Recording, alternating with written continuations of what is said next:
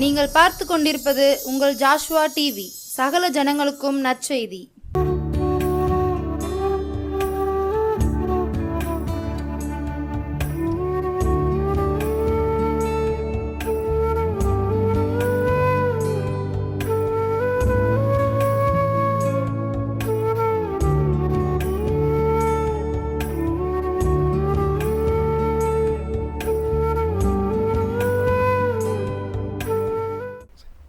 Praise the Lord. கர்த்தருடைய பரிசுத்த நாமத்துக்கு மகிமை.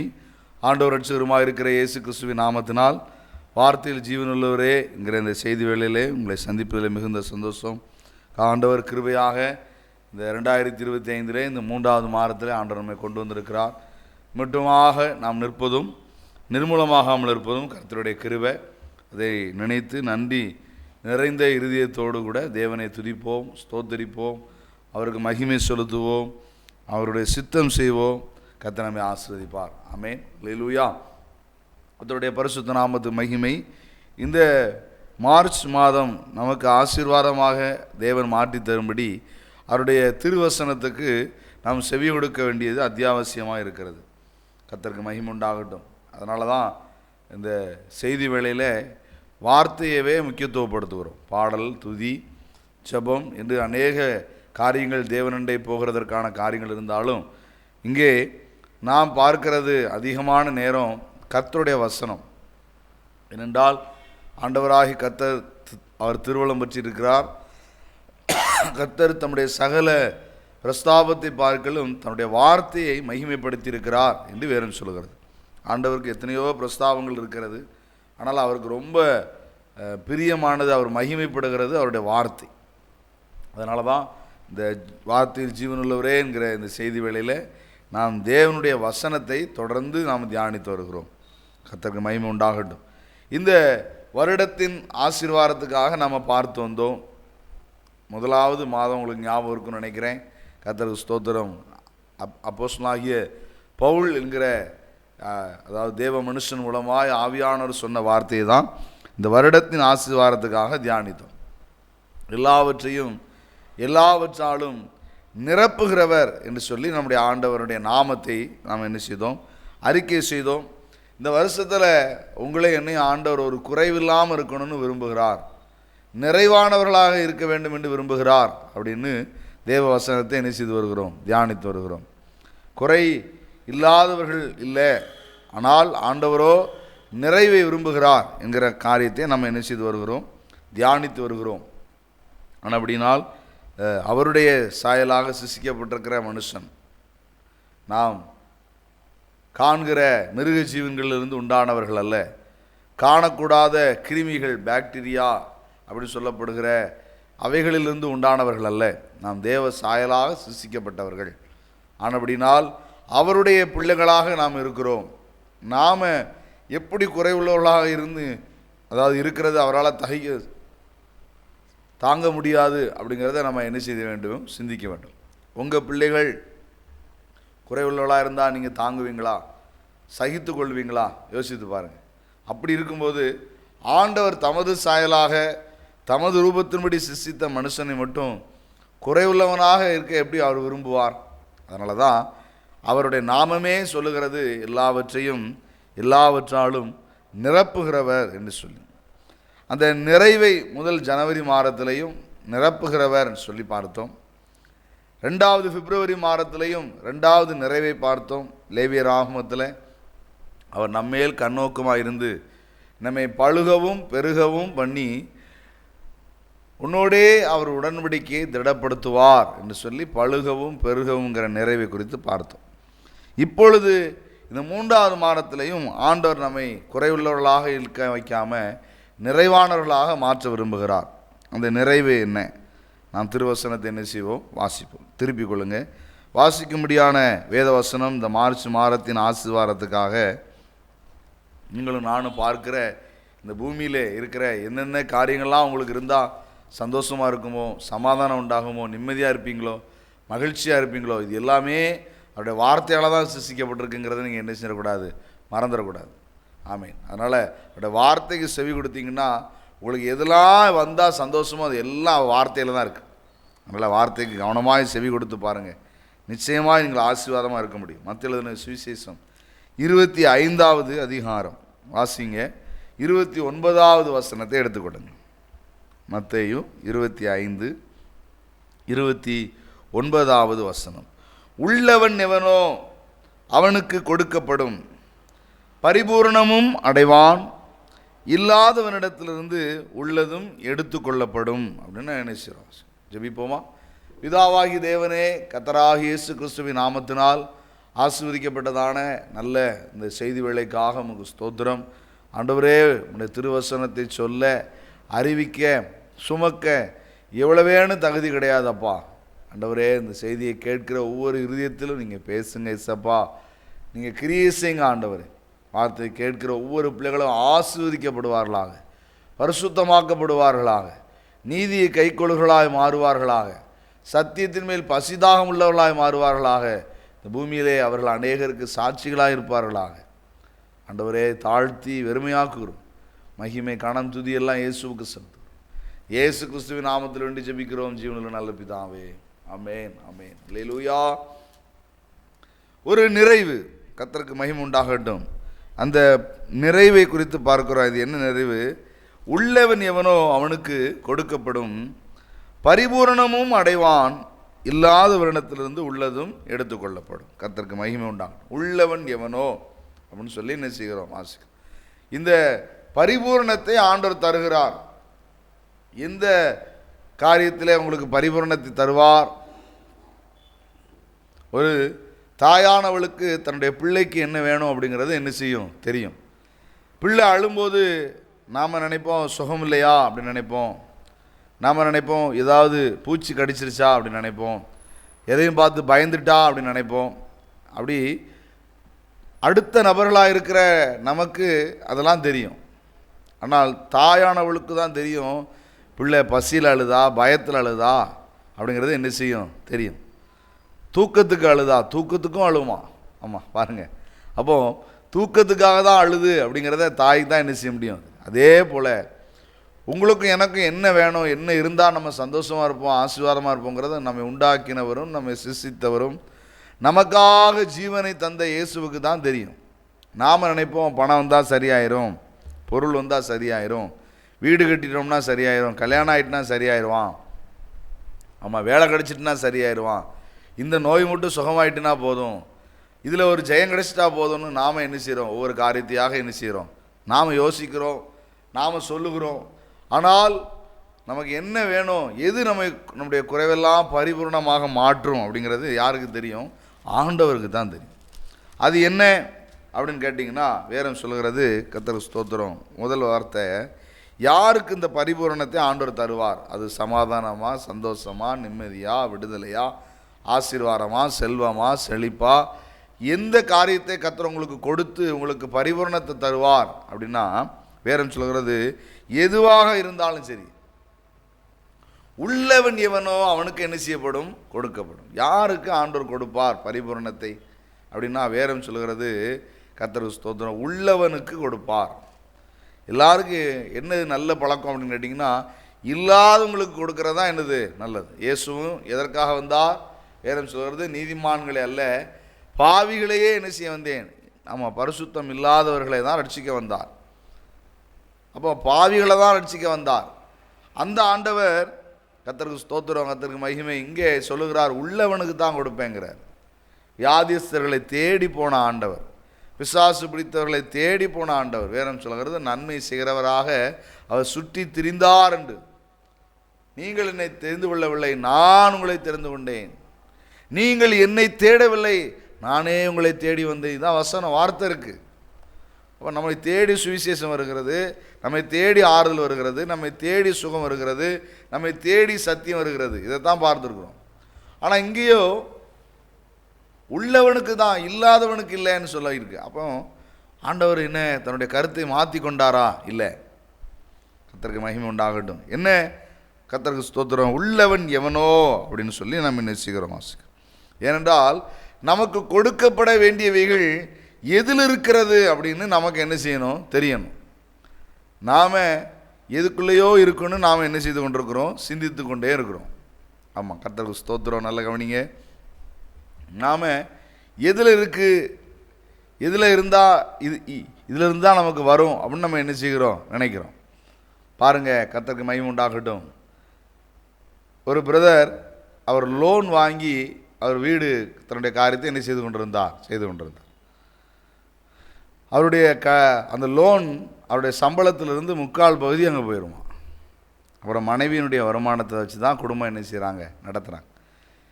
அவர் லோன் வாங்கும்போதே முடிவு பண்ணியிருக்கிறார், இத்தனை ஆண்டுகள் அப்படின்னு முடிவு பண்ணியிருக்கிறார். அப்போ அவருக்கு நல்லா தெரியும் என்ன அப்படின்னு கேட்டால், இனி நம்மளுக்கு வேறு எந்த காரியமும் என்ன செய்ய முடியாது இத்தனை வருஷம். இந்த வருமானம், ஏன்னா அவருக்கு நிரந்தர வருமானம் இதுதான். அப்போ அதே போல் தான் நாம் நம்முடைய மேன்மை, நம்முடைய செல்வம், நம்முடைய செல்வாக்கு, நமக்கு வர வேண்டியதெல்லாம் இதுக்குள்ளேருந்து தான் வரணும். அவருக்கு மாத சம்பளம் அவ்வளோதான், அவருக்கு வேறு தொழில் கிடையாது, வேறு வேலை கிடையாது. அப்போ அவர் முடிவு பண்ணியிருக்காரு, இதுக்குள்ளேருந்து தானே வரணும், மாதம் நமக்கு இவ்வளோ தானே சம்பளம் அப்படின்னு முடிவு பண்ணியிருக்கிறார். அப்போ இதுக்குள்ளேருந்து தான் நம்முடைய தேவைகள் சந்திக்கப்பட முடியும் அப்படின்னு அவர் தீர்மானம் பண்ணியிருக்கு. ஒரு குறுகிய வட்டத்துக்குள்ளே இருக்கிறார் பாருங்கள். ஆனால் அவருடைய துணைவியார் சொல்கிறாங்க, இல்லை அத்தான் நம்ம ஜெபம் பண்ணுவோம், ஆண்டவர் நமக்கு என்ன செய்வார், இந்த காரியத்தை குடும்பத்தில் ஒரு காரியத்தை செய்கிறதுக்கு நம்ம ஜெபம் பண்ணுவோம் அப்படின்னு அந்த சகோதரி சொல்லுகிறார். என்ன ஆயிடுச்சு பாருங்கள், ஜெபித்தார்கள். அந்த சகோதரி விசுவாசத்தோடு ஜெபம் பண்ணுறாங்க. இவருக்கு நல்லா தெரியும் மாதம் இவ்வளோதானே ஐயா சம்பளம் அப்படிங்கிறது தெரியும். அப்போ ஆண்டவர் எந்த விதமாக எங்கேருந்து நமக்கு தருவார் அப்படிங்கிறத என்ன செய்ய முடியல, அவங்களால கிரகிக்க முடியல. அப்போ இப்போ என்ன உண்டாயிடுச்சு பாருங்கள், ஆண்டவர் ஒரு காரியத்தை நிறைவேற்றுகிறார். அவர் வேலை செய்கிறதான அந்த பத்திரிக்கை, இந்த செய்தித்தாள் வச்சுடுவாங்க பாருங்கள், அந்த ஓனருடைய மகனுக்கு என்ன வந்து தான் பாருங்கள், திருமணம் வந்துச்சான். நம்ம ஊரில் ஆண்களுக்கு திருமணம்னாலே பெரிய கொண்டாட்டம் தான். ஏன்னா அங்கேருந்து நிறைய வரும் பார்த்தீங்களா. அதனால் பொம்பளை பிள்ளைக்கு கல்யாணம்னா தான் செலவு, ஆம்பளை பிள்ளைக்கு கல்யாணங்கிற வருமானம் தான். அதனால் இப்போ சந்தோஷம் என்னன்னு கேட்டிங்கன்னா, அந்த பையனுக்கு திருமணம் அப்படின்னு உடனே பெரிய கோலாகலமாக நடக்குது. அவள் என்ன செஞ்சாங்களான்னு பார்த்தீங்கன்னா, திடீர்னு சொன்னாங்களாம், ஆமாம் 6 மாதம் போனஸ் உங்களுக்கு அப்படின்னு சொல்லி 6 மாதம் சம்பளத்தை எடுத்து அவங்களுக்கு என்ன செஞ்சிட்டாங்களாம், இந்த திருமணத்துக்காக கொடுத்தாங்க. அப்போ தான் அவருக்கு தெரிஞ்சுதான் ஆண்டவர் நமக்கு எப்படி வேணாலும் அவரால் என்ன செய்ய முடியும், நம்ம இதை தர முடியும் அப்படிங்கிறது அவருக்கு அப்போ தான் என்ன செய்து தான் பாருங்கள் புரிந்ததான். அதனால் நீங்களும் நானும் இதுக்குள்ளே இருந்தால் வரணும், இப்படி தான் வரணும், அப்படி தான் வரணும்னு நாம் நினைக்கிறோம். சமுத்திரத்தின் நடுவிலே இஸ்ரவேலருக்கு வழியை உண்டாக்கின ஆண்டவர், யோர்தானை கர்த்தருக்கு மகிமை உண்டாகட்டும் குவியை செய்து அவர்களை அதில் நடக்க பண்ணின ஆண்டவர் இன்றைக்கி உங்களுக்கு எனக்கும் அவர் வழியை உண்டாக்குவார். எல்லாம் எதுக்குள் இருக்கிறது, யாருக்குள் இருக்கிறதுங்கிறத மட்டும் நமக்கு என்ன செஞ்சுருக்கணும், தெரிந்திருக்கணும். இங்கே உள்ளவன் ஆமென், அவனுக்கு கர்த்தர் பரிபூரணத்தை தருவார். என்ன உள்ளவனுக்கு தருவார், கர்த்தருக்கு மகிமை உண்டாகட்டும். வாசிங்க, நீங்கள் நானும் அறிந்த வசனம் தான். வாசிப்போம். யோவான் எழுதின சுவிசேஷம் 1வது அதிகாரம் வாசிங்க. ஆதியிலே வார்த்தை இருந்தது, அந்த வார்த்தை தேவனிடத்தில் இருந்தது, அந்த வார்த்தை தேவனாக இருந்தது. ஆதியிலே தேவனோடு இருந்தார். சகலமும் அவர் மூலமாய் உண்டாயிற்று, உண்டானதொன்றும் அவராலே அல்லாமல் உண்டாகவில்லை. சகலமும் அவர் மூலமாய் உண்டாயிற்று. அவர் யார்? வேதம் சொல்கிறது, அந்த வார்த்தை மாம்சமாகி கிருபையினாலும் சத்தியத்தினாலும் நிறைந்தவராய் நமக்குள்ளே வாசம் பண்ணினார். அவருடைய மகிமையை கண்டோம், அது பிதாவுக்கு ஒரே பிதாவுடைய மகிமைக்கு ஏற்ற மகிமையாக இருந்தது, அவரே இயேசு கிறிஸ்து. சொல்லுங்க அல்லேலூயா. இன்னைக்கு உள்ளவன் அப்படின்னு உடனே பணம் உள்ளவன், காசு உள்ளவன், பட்டம் உள்ளவன், பதவி உள்ளவன், அதிகாரம் உள்ளவன், பலன் உள்ளவன், சுகம் உள்ளவன் நினைக்கக்கூடாது. இது எல்லாமே யாருக்குள்ளே இருக்குன்னா இயேசு கிறிஸ்துவுக்குள்ளே தான் இருக்குது. ஆமேன்னு சொல்லுங்களேன். ஆமேன் ஆமேன். உங்களுக்கும் எனக்கும் ஆசீர்வாதம் எங்கே இருக்குதுன்னு கேட்டிங்கன்னா இயேசு கிறிஸ்துவினிடத்தில் இருக்கிறது. அப்போது அவரை யார் உள்ளவர்களோ, வேறும் சொல்லுகிறது, உள்ளவன் எவனோ அவனுக்கு என்ன செய்யப்படும், கொடுக்கப்படும். நீங்களும் நானும் ஆசீர்வாதம் வேணும், சுகம் வேணும், விடுதலை வேணும், ஜெயம் வேணும், மேன்மை வேணும், உயர்வு வேணும், செல்வம் வேணும், செல்வாக்கு வேணும், எல்லாம் வேணும்னு நினைக்கிறோம். ஆனால் இது எல்லாமே இயேசு கிறிஸ்துவின் மூலமாக தான் நமக்கு உண்டாயிருக்குங்கிறத நம்ம என்ன செய்ய வேண்டும், அறிந்து கொள்ள வேண்டும். அப்போ இயேசு கிறிஸ்துவை நீங்களும் நானும் உடையவர்களாக என்ன செய்ய வேண்டும், இருக்க வேண்டும். இயேசு கிறிஸ்துவை யார் உடையவர்களாக இருக்க முடியும்? வாசிப்போம். வாசிங்க. யோவான் எழுதின நிருபம் 2வது நிருபத்தை பாருங்கள். அதிலே வேறும் சொல்லுகிறதான வார்த்தையை பாருங்கள். வாசிங்க 8வது வசனத்திலிருந்து. உங்கள் செய்கைகளின் பலனை இழந்து போகாமல் பூரண பலனை பெறும்படிக்கு எச்சரிக்கையாயிருங்கள். கிறிஸ்துவின் உபதேசத்திலே நிலைத்திராமல் மீறி நடக்கிறவன் எவனும் தேவனை உடையவன் அல்ல. கிறிஸ்துவின் உபதேசத்தில் நிலைத்திருக்கிறவனோ பிதாவையும் குமாரனையும் உடையவன். உள்ளவன், உடையவன், இயேசுவை உள்ளவன். இயேசுவை உடையவன் யார் அப்படின்னா, அவருடைய வார்த்தைக்கு யார் செவி கொடு, அவருடைய உபதேசத்தை யார் நிலைத்திருக்கிறார்களோ, அதன்படி யார் நடக்கிறார்களோ, அவருடைய வார்த்தையின்படி யார் நடக்கிறார்களோ. அப்போது நல்ல மேய்ப்பராக இருக்கிற கர்த்தராகிய இயேசு கிறிஸ்துவினுடைய வார்த்தைக்கு அவருடைய கைக்குள்ளான ஆடுகளாகிய நாம் என்ன செய்ய வேண்டும்? செவி கொடுக்க வேண்டும். அப்போ தான் இயேசு உங்களுக்கு உடையவராக என்ன செய்வார்? இருப்பார். அவரை ஆண்டவர், அவரை இரட்சகர், அவர் மீட்பர், அவர் தான் எங்கள் தெய்வம் அப்படின்னு சொன்னால் மட்டும் பத்தாது. அவர் உங்களுக்கு தெய்வமாக இருக்க வேண்டுமானால் வேதம் சொல்லுகிறது, நீங்கள் அவர் சொல்லுகிறதை கேட்டு என்ன செய்ய வேண்டும்? செய்ய வேண்டும். அதனால தான் மரியாள் சொன்னாங்க, அவர் உங்களுக்கு என்ன சொல்லுகிறாரோ அதன்படி என்ன செய்யுங்கள்? செய்யுங்கள். உங்கள் ஊர்க்காரங்க என்ன சொல்கிறாங்களோ, உங்கள் ஜாதிக்காரங்க என்ன சொல்கிறாங்களோ, உங்கள் கலாச்சாரம் என்ன சொல்லுதோ, உங்கள் வாழ்க்கை என்ன சொல்லுதோ, உங்கள் இறுதி என்ன சொல்லுதோ, உங்கள் மனைவி பிள்ளைகள் என்ன சொல்கிறாங்களோ சொல்லலை. இயேசு என்ன சொல்லுகிறார், அவர் உங்களுக்கு என்ன சொல்லுகிறாரோ அதன்படி செய்யுங்கள். ஏனென்றால் சகலமும் அவர் மூலமாய் உண்டாயிற்று. நீங்கள் எதிர்பார்க்கிற உங்களுக்கு வேண்டியவை எல்லாமே அவருக்குள்ளே தான் இருக்கிறது. அப்போ அவர் சொல்லுகிறத நீங்கள் என்ன செய்யணும்? கேட்கணும். அவர் என்ன சொல்லுவார்? இனி பாவம் செய்யாதேம்பார். இனி பாவம் செய்ய, அதாவது வேசித்தனத்தில் கைமயமாய் பிடிக்கப்பட்ட அவளை சொன்னார், இனி என்ன செய்யாதே? பாவம் செய்யாதே. இயேசு என்ன சொல்லுவார்? நான் பரிசுத்தர், ஆகையால் நீங்களே எப்படி இருங்க? பரிசுத்தமாக இருங்க. இன்னைக்கு உங்களுக்குள்ள எனக்குள்ள ஒரு பரிபூரணம் உண்டாக வேண்டும். மகாத்மா என்று அழைக்கப்படுகிற காந்தியடிகள், அவருக்குள்ள இப்பேற்பட்ட மகிமை இன்னைக்கு உலகமே உயர்ந்து பார்க்கிறது. அதற்கு காரணம், அவரை கூப்பிட்டு கேட்டால் அவருடைய சுய சரிதையில் எழுதி வைத்திருக்கிறார், நான் இயேசு கிறிஸ்துவனுடைய மலை பிரசங்கத்தை நான் வாசித்தேன், அதிலிருந்து தான் எனக்கு இந்த புத்தி வந்ததுங்கிறார். அவர் இன்னைக்கு மகாத்மா என்று சொல்கிறாங்க.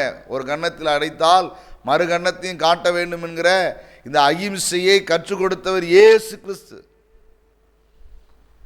அப்போ அந்த இன்னைக்கு உலகமெல்லாம் பெயர் பெற்றிருக்கிறாரே, இப்படிப்பட்ட பரிபூர்ணம் அவருக்கு உண்டாயிருக்கிறதே, இதற்கு காரணம் அவருடைய சத்தத்தை கேட்டார். நீங்களும் நானும் ஆண்டோடைய சத்தத்தை என்ன செய்யுங்க? கேளுங்க. சொந்த பந்தங்க என்ன சொல்லுவாங்க? ஒன்று அடிச்சுட்டான், வா நம்ம எல்லாரும் போய் அடிக்கலாம், அதுதான் மற்றவங்க சொல்லி கொடுப்பாங்க. ஆண்டவர் என்ன சொன்னாருன்னு கேட்டால், சமாதானம் பண்ணுகிறவர்கள் பாக்கியவான்கள். பாருங்க, யோசித்து பாருங்க. இரக்கமுள்ளவர்கள் பாக்கியவான்கள், அவர்கள் இரக்கம் பெறுவார்கள். நீங்கள் ஒருத்தர் பண்ண தப்ப மன்னிச்சிட்டிங்கன்னா, நீங்கள் செய்கிற தப்ப ஆண்டவர் உங்களுக்கு என்ன செய்வாராம்? மன்னிப்பான். இப்படி ஆண்டவருடைய வார்த்தைகள் இருக்கிறது. இந்த வார்த்தைக்கு நாம் செவி கொடுக்குறோமா? யோசித்து பாருங்கள். உங்கள் கடனாளிகளுக்கு நீங்கள் மன்னிக்கிறது போல நீங்கள் என்ன செய்யணுமா? மன்னிக்கணும். அப்போ தான் ஆண்டவர் உங்கள் கடன்களை உங்களுக்கு என்ன செய்வார்? மன்னிப்பார். பரமண்டல இருக்கிற ஜபத்தை வாசிக்கிறோமே, அது சொன்னால் மட்டும் போதாது.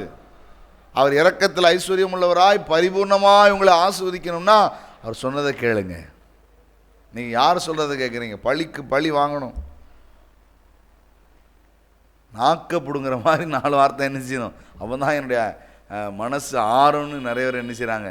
தூசண வார்த்தைகளை அவங்க பேசிட்டாங்க, பல மடங்கு நம்ம பேசினா தான் நமக்கு நிம்மதினு என்ன செய்கிறாங்க? ஆமாம், கர்த்தர் வேறம் சொல்லுகிறது, இச்சகம் பேசி அடங்குவார்கள். கர்த்தருடைய பிள்ளைகளாக இருக்கிற உங்களுக்கு விரோதமாய், உங்கள் ஊழியத்துக்கு விரோதமாய், உங்கள் குடும்பத்துக்கு விரோதமாய் யார் பேசுகிறாங்களோ அவங்களாம் பேசி அடங்குகிற நாட்கள் வரும். எப்போ தெரியுமா? நீங்கள் ஆண்டவர் பேசுகிறத கேட்கும் போது. ஆமாம், கர்த்தருடைய சத்தத்துக்கு கவனமாய் செவி கொடுங்க. கர்த்தர் உங்களை ஆசீர்வதிப்பார். நாம் கண்களை மூடி ஜெபிப்போம். பிதாவே, கர்த்தராகிய இயேசு கிறிஸ்துவின் நாமத்தினால் உம்மை ஸ்தோத்திரிக்கிறோம். நாங்கள் தியானித்த வசனத்தின்படி உள்ளவன் யார்? சகலத்தையும் உள்ளவர் இயேசு கிறிஸ்து.